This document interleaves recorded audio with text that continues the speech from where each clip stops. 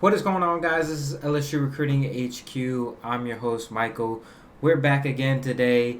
It is July. It is the end of baseball season, and you know what that means. It is time to talk about football, football, football. That's what we're going to be locked into for the next 2 months, the rest of July, the rest of August, and then throughout the whole football season, we're going to be knocking out LSU football. Big expectations for the Tigers this year, but today's episode is just going to focus strictly on LSU recruiting.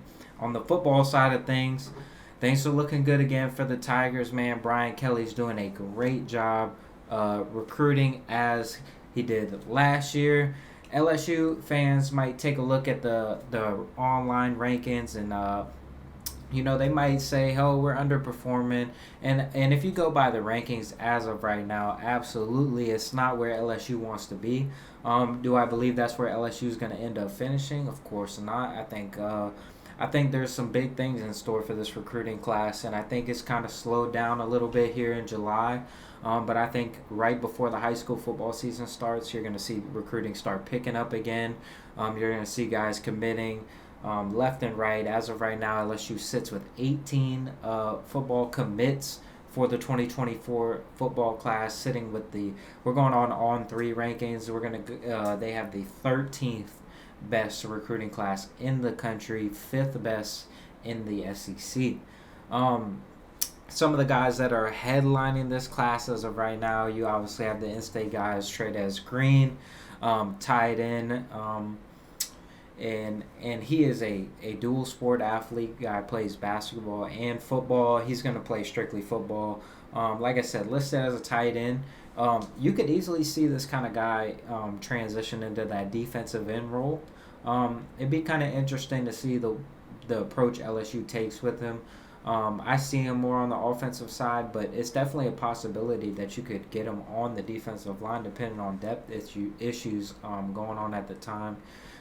Everybody knows about all the in-state guys, and you got to think, man. A lot of people were making some noise about, why is LSU so low right now. You have to look at the in-state guys right now. So you have Trades Green, Deshaun McBride committed to you right now. They are the third, and they are the fourth ranked players in the state of Louisiana. What does that mean? That means number 1 and 2 are still left on the board. You have Dominic McKinley, the number 1 player in Louisiana, a 5-star defensive lineman. And then you also have Wardell Mack, who's a top 100 player in the nation, number 1 cornerback in the state of Louisiana, number 2 player overall in the state of Louisiana. And these two guys are huge fish, still waiting for their announcements, and we have no timetable. Wardell Mack is taking some visits to Florida, taking some visits to LSU. It's looking like a Florida, LSU, maybe even Texas A&M battle there. And then Dominic McKinley, he really doesn't talk to the media a whole bunch, so it's hard to give updates on guys like that. But you kind of start looking at what the player's done, doing more than what he's saying, type thing. It's like more of what you've done than what you've said. And he's taking visits to Alabama, Texas A&M, Texas, Georgia. He's got offers from everywhere throughout the whole entire country. So that one's going to come down to the end.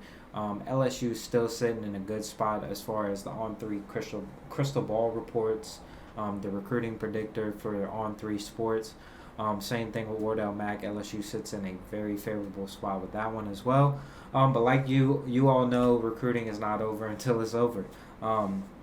But that being said, you add those two guys to this already good class, and you certainly move into the top 10.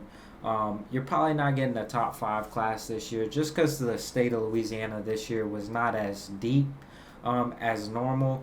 You have a lot of top end guys, but then there's like a big drop off between the top like 4 or 5 guys, and then the rest of the guys kind of fade out towards the end of the rankings. But that's not saying that these guys aren't talented.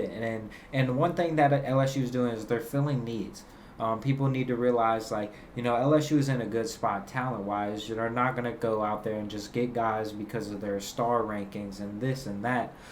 They're going to get guys that fit their system. We've seen that from Brian Kelly. They're going to get guys that are from the state of Louisiana. They're going to get guys that they project to be system players. They might not have the 5 stars next to their name. They might only have 3 stars next to their name. But maybe they showed something on film that LSU guys like, and they say, hey, we can develop him and put him in our system, and then he can be a great player for us. That's what they're projecting. LSU's needs as of right now, obviously that wide receiver room is thin after this year. You have Sheldon Sampson coming in this year. You have a couple guys stepping in. But once Malik Neighbors gets out of there, you're probably going to be searching for some new guys to step up along with Sheldon Sampson. And probably if Brian Thomas has a great year this year, you could see him enter into the draft as well. So you could be losing your top 2 guys there. Brian Kelly's always going to go after tight ends. You never can get enough defensive linemen. But the one thing you're seeing this year a lot is, Brad Davis is going after some offensive linemen. He's they've had a couple guys that have went the other direction that they were in on. But they've also got some guys that, they might have not gotten in the past for sure. That was always the big knock with Coach O, man. Coach O recruited top 5 classes over and over again, but just the offensive line, just couldn't pull those guys that they needed. And it's really, you had a great year last year, or 2 years ago, where you had to take advantage of with Will Campbell, Emory Jones, 2 in-state guys, huge offensive line prospects. You had to get those guys. Then you go and get a guy like Zalance Hurd, the number 1 player in Louisiana last year, an offensive tackle from your home state. You cannot let those kind of guys go. And LSU did a great job of getting all those guys, which was huge in the grand scheme of seeing where this team's at now, right? Those guys are going to be the cornerstone of what the future is for this program. You have Will Campbell and Emory Jones leading the way this year, and you probably could easily see Zalance Hurd get in there this year, and if not, he'll be a prime starter on that offensive line next year with Will Campbell and Emory Jones still in that rotation. So looking forward to seeing that.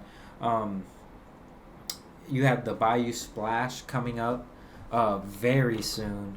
A lot of good guys coming to that. I'm trying to get the exact date for that. And July 28th. So not next weekend, but the weekend after that, last weekend, July. You're going to have the Bayou Splash, which, that continues to grow every year. Every college kind of does their version of that. But some huge names coming, a lot of 2025 guys. That's where those guys really get you're kind of, at this point in the recruiting game, obviously there's some guys you can swing one way or the other, but a lot of guys in the 2024 class have their lists narrowed down. But this is where you make your impression on the 2025 guys. This is where you got, Harlan Berry, the number 1 running back in the nation in Louisiana. You have a guy like that in your home state. You have guys in the 2026 class coming in-state guys. This is where they get their full experience of like what it's going to be like throughout the recruiting process. And these are guys LSU is dying to get on campus for not just this class, but the future classes with the 2025 and 2026 classes even. And getting these guys in-state, on campus, meeting other guys in-state, talking about things, how they project this program to be. And it's been super successful, as you can tell. The state of Louisiana has been a hotbed for LSU forever. And Brian Kelly is just dominating the state right now. Like I said, you have Wardell Mack and Dominic McKinley still out there. You have Tylyn Singleton out there, the number 1 linebacker in the state. Number 13 linebacker overall, another top 150 prospect sitting out there. You could possibly, in this class, with signing all 10 of the top 10 players in the state of Louisiana, which is huge. You can't understate how important that is, not just for this year's class, but for future classes. Like guys in Louisiana seeing like LSU wants me. Like I can stay home and play with all of my friends and stay home with my family and put on for the university that I grew up rooting for. And creating that wall around Louisiana, and then you can just go and pluck guys from wherever, because this is LSU. This is a national brand, and Brian Kelly's done a tremendous job of doing that. Like I said, people get all up in arms about the rankings right now, and it's been kind of Ethan Callaway committed a couple weeks ago, but before that, it'd been a while since they had some good news coming their way. But look for that to change, man. That's going to change soon. There's going to be some guys popping off here late into July, early August, right before high school football season kind of kicks off, and people want to get their commitments out of the way before the high school season. So keep an eye out for that. And keep an eye out for the podcast, man. We're going to continue to keep this thing rolling. Like I said, man, congratulations to the baseball team on winning their 7th national championship in school history. I don't know, it's so much easier to transition to football on a good note, man. You end it with the national championship, and then you look for hitting the gas pedal again, man. Brian Kelly's got a lot of pressure on him in year 2, man. Brian Kelly feeling the effects of Kim Mulkey and Jay Johnson getting championships in their second year, and expectations are higher than ever for LSU. There's higher than they've been since that 2019 season.